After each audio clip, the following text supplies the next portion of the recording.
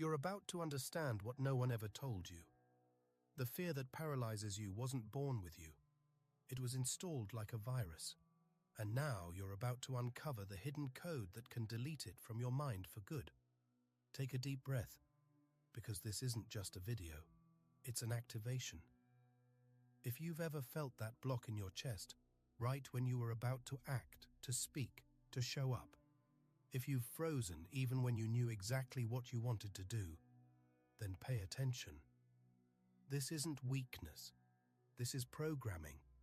And this programming was built to keep you obedient, restrained, silent. Here comes the first truth. The fear you feel isn't yours. It's been cultivated for centuries by systems that feed your insecurity, so you'll never discover what you're really capable of. You grew up thinking this was normal, but it's not. This is a vibrational cage, and today you'll watch the lock on that cage swing open. This is what we call a code, and the Egyptians already knew about it. The Hermetic schools protected it. Thoth left it recorded, not in pretty words, but in precise practices, and one of those practices is about to be activated now. You're going to do this with me. Feel where fear lives in your body. It might be in your chest, your throat, your stomach. Now, breathe deeply into that spot and repeat in your mind, I am presence. I release this fear. Does it sound simple? Only if you're watching this as a distraction. But if you do it with intention, your system will already start to vibrate differently. The field shifts, because this practice isn't symbolic, it's energetic, and this is just the beginning. But the most powerful part is still sealed, and when you hear the first hidden code left by Thoth, you'll understand why no one wants you to find this out. Because when fear dissolves, you become something that terrifies any system of control, invincible. Now, if you want to step through the next portal, keep going, because that's where the real truth begins. Where there is fear, the heart is absent, and where the heart is absent, the spirit cannot speak. Before a new reality reveals itself, there's always a force that tries to stop you from moving forward. It doesn't show up as a monster or a clear threat. On the contrary, sometimes it comes as a subtle thought, a sigh, a doubt, a feeling in your stomach that freezes you for no clear reason. This is the guardian of the threshold, the final barrier between your current awareness and the next stage of your expansion. You won't see it with your physical eyes, but you will feel it. It shows up every time you're about to break an old pattern. Every time you think about speaking your truth, making a different decision, stepping away from what's expected. It appears as that voice that whispers, what if it goes wrong? What if they judge you? What if it's too late? That voice isn't just yours. It's part of a collective programming that guards the gates of real change. What's interesting is that this symbolic figure of the guardian is present in almost every authentic spiritual tradition. The Egyptians called it the dragon at the gate. The Vedas saw it as a manifestation of Mara, the illusionist. In Hermeticism, it's described as the bearer of doubt, and in shamanism, as the spirit that tests the seeker's intention. In every case, the pattern repeats. There is a force that tests whether you're truly ready to cross the portal. But here's the most important detail. The guardian is not against you. It doesn't want to stop you out of malice. It exists because the next level of awareness requires responsibility. And responsibility without preparation leads to collapse. That's why fear shows up before expansion. Because without it, you would unconsciously enter a space you're not yet ready to inhabit. Fear, at this point, is like the fire that protects the temple. It burns the unprepared. It filters out those who are not ready. But at the same time, it purifies those who choose to walk through with awareness. This is the test. The threshold test. And that's why so many people stop right here. Because they confuse ego fear with the voice of intuition. They confuse discomfort with a sign that it's not meant to be. But not every discomfort is a warning of danger. Sometimes it's a sign your soul is expanding. The question isn't whether fear will show up. It always does. The real question is, what do you do when it shows up? Do you retreat or do you face it? Because when you look the guardian in the eyes without running away, something happens. Something very subtle and very powerful. The illusion begins to dissolve. The inner voice changes its tone, and what once felt like a wall begins to reveal a passage. This passage doesn't lead to a physical place. It leads to a vibrational state. A new frequency where you access parts of yourself that had been asleep. You start to realize that fear wasn't the problem. The problem was the way you reacted to it. When you stop resisting, stop running, stop trying to fight fear with force, it transforms. It shows its true nature. And here's the shift. Fear wasn't there to destroy you. It was there to protect what is most sacred within you. But that sacredness only reveals itself to those who prove themselves worthy. Worthy not in a moral sense, but in an energetic one. To those who choose to walk through even with a racing heart, even with a trembling voice, even without any guarantee that it will work. First code. The name reveals the portal. It's exactly in this moment, when the guardian weakens and the mind begins to quiet, that the veil of illusion becomes visible for the first time. Because fear, as you've known it until now, was never just a feeling. It is a code, an ancient program running in the background of your consciousness. And now that you've crossed the threshold, you begin to see the invisible commands that were installed without your awareness. The mind believes it's in control, but it's only following orders that weren't created by you. From the beginning of your life, you were exposed to a repetitive sequence of beliefs, ideas, narratives, and experiences that shaped how you think, feel, and act. And you know what the most reinforced pattern is? The pattern of limitation, of doubt, of separation. Because the more you believe you're alone, fragile, small, or vulnerable, the easier it is to keep you under control. This programming is not new. It's ancestral. It's been passed down from generation to generation as a silent inheritance. You were born into a vibrational field already loaded with stories of fear, scarcity, judgment, and guilt. Since childhood, the commands began to install. Don't speak too loudly. Don't believe in yourself too much. Better not try. What if you fail? The mind absorbed each of these phrases as absolute truth. And over the years, those commands became tangled like roots, creating an internal structure that today looks like you. But it's not. This you that's afraid to make mistakes, that feels small in the face of life, that stays silent when you should speak, is not your real self. It's your conditioned self. It's the part of you that's responding to installed programming. And here's the point. This programming has been reinforced daily by multiple sources. School taught you to compete, to obey, and to repeat. The media taught you to be afraid, to compare yourself, and to distrust everything. And even religions, in many cases, were distorted to feed guilt and submission, not expansion and inner truth. But none of this happened by chance. The mind programmed by fear is highly controllable, and the system that runs the modern world knows this. A fearful person consumes more, works more, obeys more, questions less, and above all, vibrates at a lower frequency, which is exactly where the collective consciousness must be kept so that nothing changes. Because if people start vibrating in truth, clarity and courage, the game ends. That's why modern fear has become far more sophisticated than primitive fear. Today, it no longer shows up just as fear of death. It disguises itself as anxiety, comparison, perfectionism, procrastination. You don't realize you're afraid, but you feel stuck.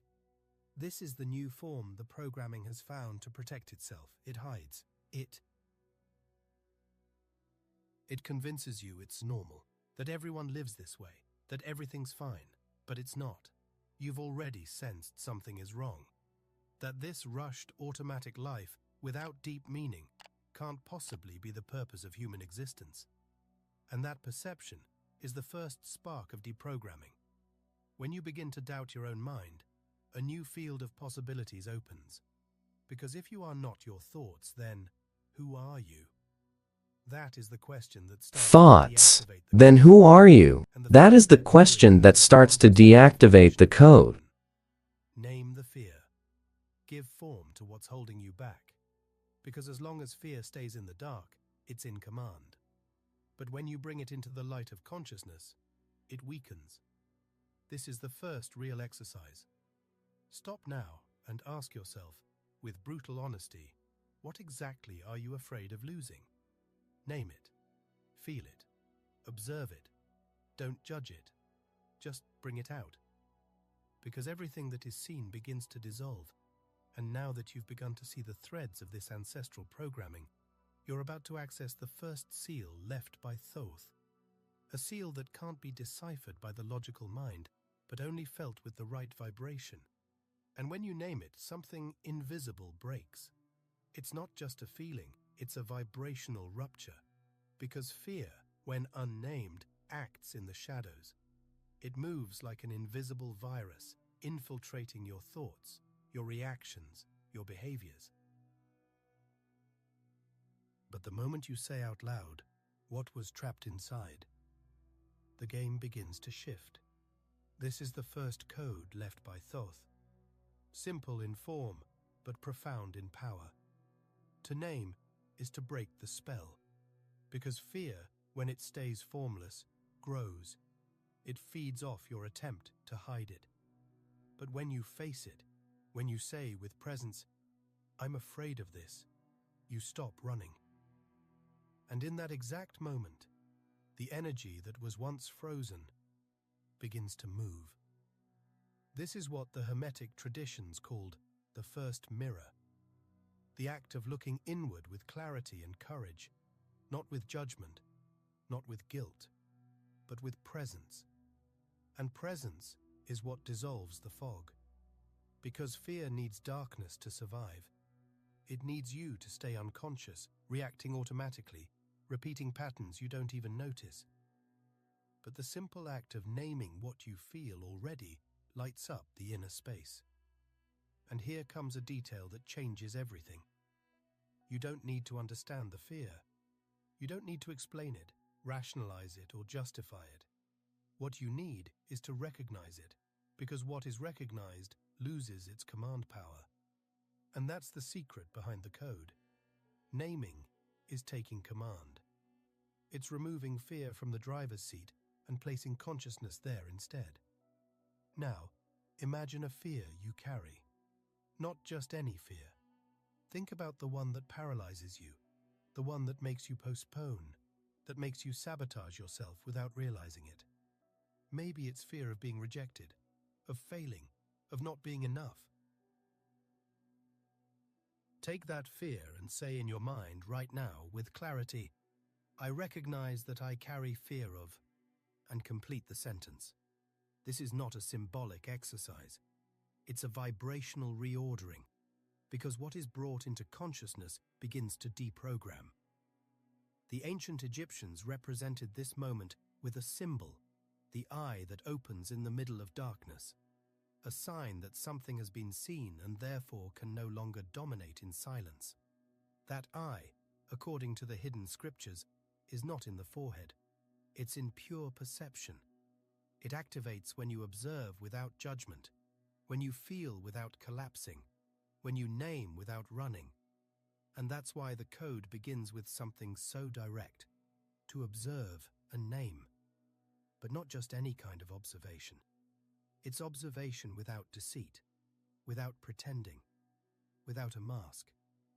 It's not saying, "I'm afraid," and then immediately justifying it by saying, "It's normal," or "Everyone feels this way." No, it's truly feeling it. It's saying, "I'm afraid of this," and stopping right there, in silence, breathing into your truth. Second code, the breath of presence. This is exactly the point where the second code begins to operate. When the energy of fear, once hidden and frozen, starts to move, you need to direct it, because energy that moves without direction can turn into chaos, but energy that moves with awareness becomes a force of creation. And the body is the altar where that direction happens. Fear doesn't live only in the mind, it lives in the body. It settles in as tension, tightness, contraction. Have you noticed? When you feel fear, your chest closes, your breath shortens, your abdomen locks, your shoulders rise like armor. That's not random. It's the exact reflection of your vibrational field trying to protect itself. And if you don't interrupt that cycle, that protection turns into a prison. That's where the second code left by Thoth comes in. An ancient code that can be activated right now. And it doesn't require complex rituals or technical knowledge, it requires presence. Breath, when done with intention, becomes a spiritual command. It's not just air going in and out. It's your awareness moving energy exactly where it was trapped. Start like this. Bring to mind a situation that still triggers anxiety, fear, or discomfort. Observe the spot in your body where that shows up. It could be your stomach, your chest, your throat. Don't try to change it, just notice it.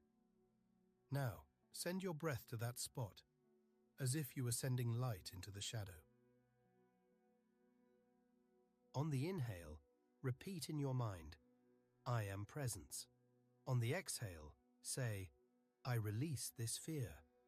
This practice, when done with intention, is not symbolic. It's vibrational.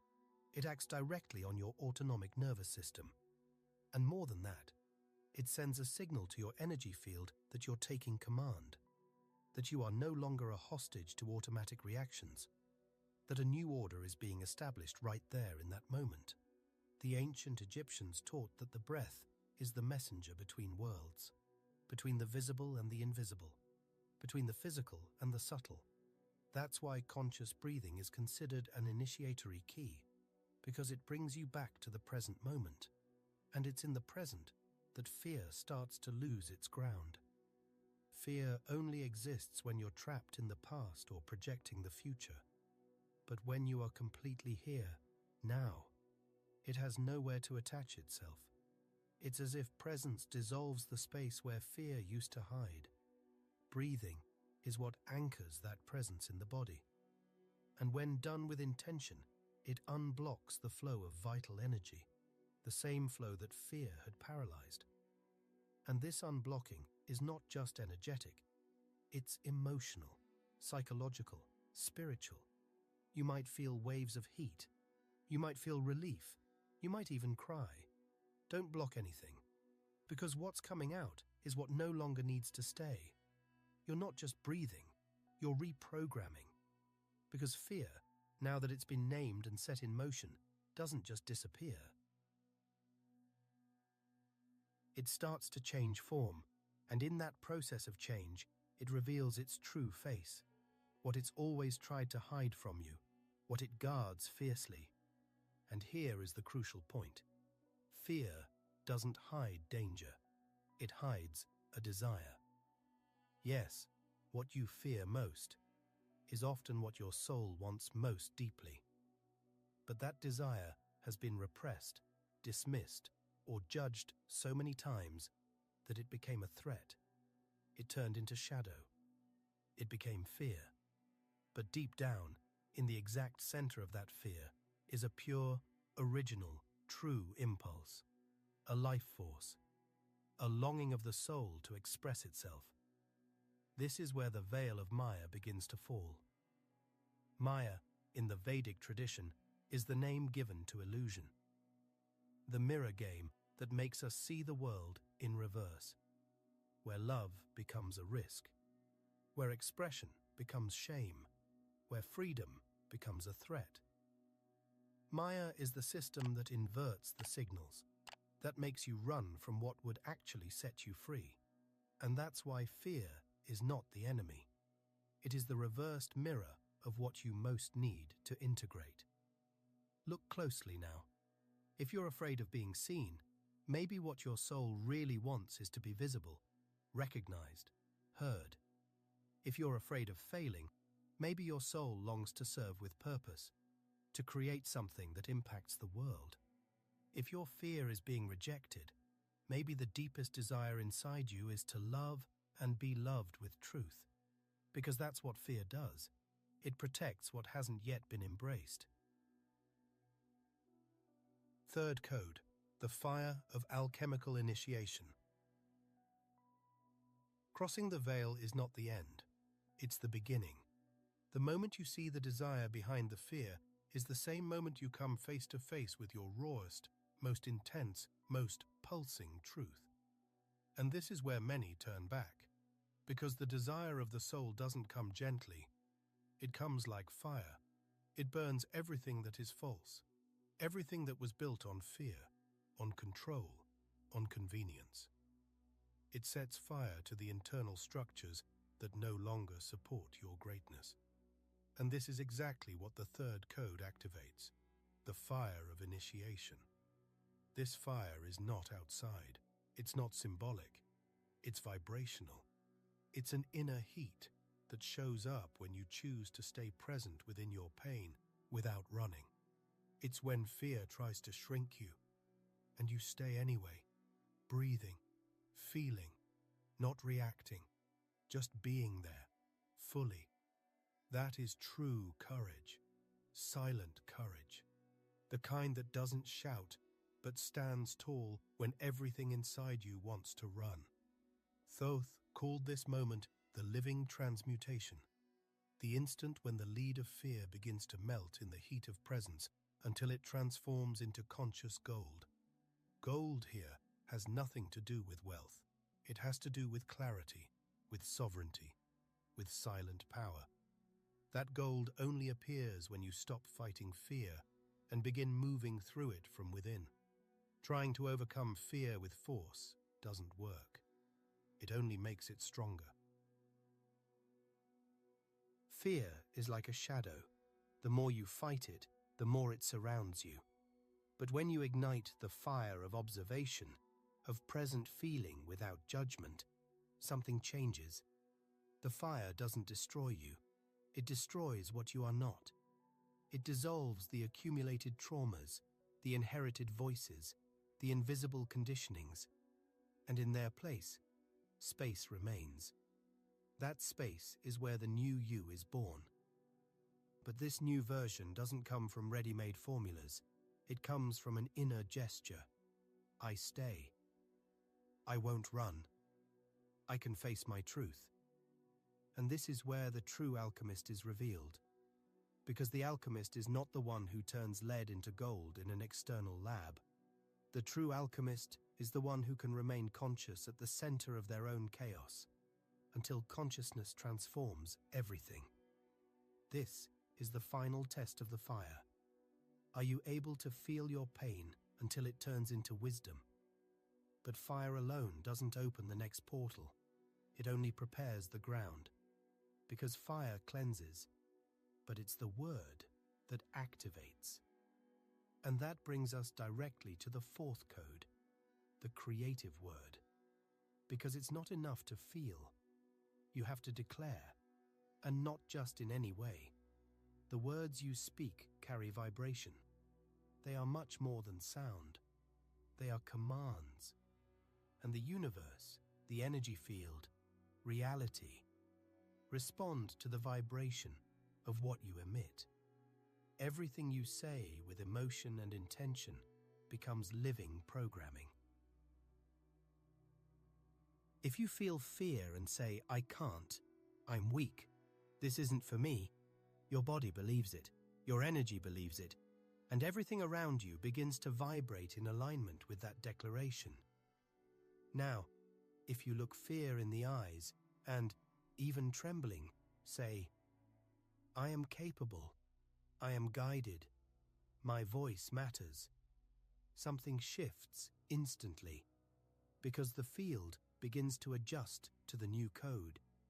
And this code is written by you. Thoth taught that the word is not just language, it's condensed frequency. That's why the way you speak about yourself is sacred. It doesn't matter if you don't believe it yet. What matters is that you declare it, because what is repeated with emotion becomes internal reality, and internal reality becomes vibration, and vibration shapes the world. Repeat with me now if you want. My voice touches hearts. I am capable of holding my truth. What I say builds my reality. It's not magic, it's vibrational physics. It's internal alignment. Fourth code, the courageous act that shifts the quantum field. And in this moment, when the word has already shaped the field, the universe pauses, it listens, but it also waits. It waits for you, because it's not enough to feel, and it's not enough to speak. The field only reconfigures when there is action. True action. Courageous action. Not the grand kind that changes the entire world all at once, but that small, almost invisible step you take, even while afraid. That you take despite the fear. That step changes everything. Thoth called this moment the vibrational turning point. It's when your body is still trembling, but you move anyway. It's when the inner voice still says, "This won't work," and yet you act. That gesture sends a direct command to the unconscious. The higher self is in charge now. No longer the programmed mind, the trauma, or the expectations of others, but the center of consciousness that chose not to identify with limitation. That gesture is a code, and it is one of the most powerful. Most people wait to feel ready to begin. They wait for fear to disappear before taking action, and that's why they stay stuck in the cycle for years, decades, lifetimes. But the real leap happens when you act even while feeling fear, because that action breaks the structure of the old programming. It tears the script. It reconfigures the vibrational body in real time. This is where the quantum field responds, because the field doesn't respond to scattered thoughts. It responds to coherence between intention, word, and action. When you feel fear, declare courage and act with presence. A new pattern installs itself. The external reality begins to reorganize around the new frequency. The world begins to mirror the new you that has emerged. And this action doesn't even need to be big. It can be recording a video, saying no, opening up an apology, writing a letter, asking for help, starting an old project, looking someone in the eye and telling the truth. Any symbolic act done with presence becomes living alchemy, because it seals the new vibration. It anchors the code in the body. And when that happens, something much greater begins to move on your behalf. You feel it. It's like a force beyond the ego begins to gently push the wind in your favor. People show up. Opportunities align. Intuition becomes clearer. Because the universe responds to courage. Not arrogant courage, but the kind that says, "I'm afraid, but I'm going anyway." And this is where true invincibility begins to manifest. Not as the absence of fear, but as vibrational independence. The invincibility Thoth taught was not physical armor. It was an inner state where fear might still appear, but it no longer holds power. It shows up. It is seen. It is welcomed. But it no longer defines your decisions, no longer limits your steps. no longer imprisons your gifts. In that state, you don't feel above pain. You simply stop being controlled by it. The love for truth becomes stronger than the fear of loss. The desire to serve outweighs the fear of judgment. The freedom to be who you are becomes more important than the need for approval. And that is real freedom. This is the peak of the journey, the climax of alchemy. You didn't defeat fear, you transcended the game. Fear might still arise, but it no longer finds a place to settle, because there is no longer vibrational space available for it. You have already filled that space with presence, with breath, with word, with action. You reconfigured the field, and now, what once was the enemy becomes the teacher. What once was the obstacle becomes the impulse. What once paralyzed you becomes a bridge. And as you cross that bridge, you understand. You are not here to avoid fear. You are here to move through it, with presence, with truth, with courage. And when you move through it, you become a living example. You become a path for others to cross as well. And this is the invisible legacy of the initiated. Those who decoded the code. Those who dared to feel, to speak, to act, and to stay, until fear was no longer needed as a barrier. Now that the code has been activated, there's only one thing left: to seal this frequency, so it is never lost again. If you've made it this far, it's because something inside you has already begun to awaken. So write this in the comments. Fear is not mine. This phrase anchors a new frequency in your field and helps activate the code even more powerfully. And if you want to help this channel grow and spread more content like this around the world, you can do that with a small direct support. The link is in the first pinned comment. And before you leave, don't close this video just yet. We've set aside a special piece of content that completes this journey and shows the practical continuation of what you've just felt. Click now on the video appearing on the screen. That's where the next key will be revealed. I'll meet you there.